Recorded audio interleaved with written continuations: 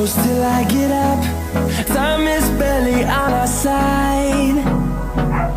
I don't wanna waste what's left.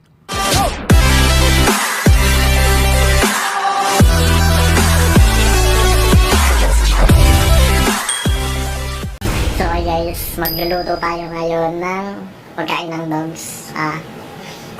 Yung atayo with polio ang lulutuin natin kasi medyo matagal na rin ako hindi nakakapagluto ng para sa dog, so lutuin natin siya ngayon.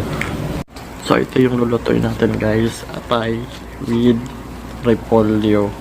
So ayan, masarap to, fresh.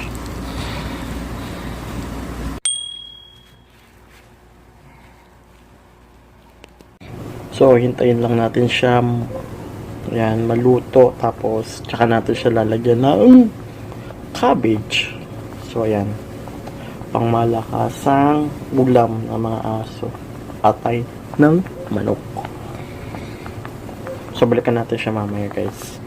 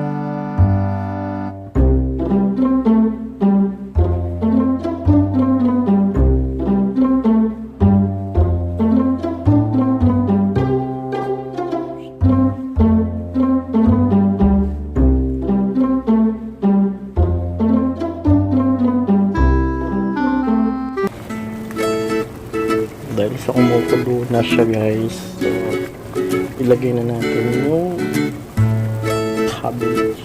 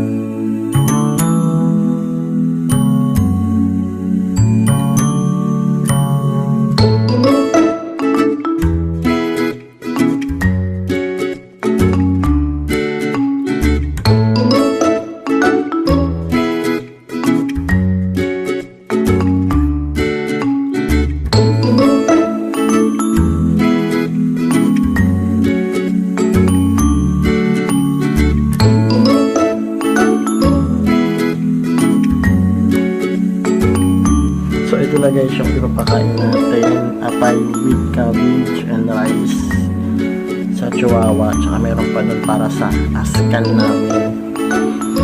So ito na si Chubby.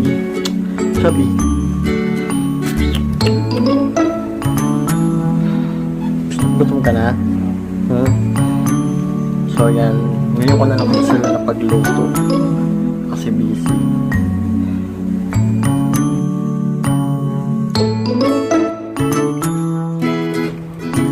Init pa.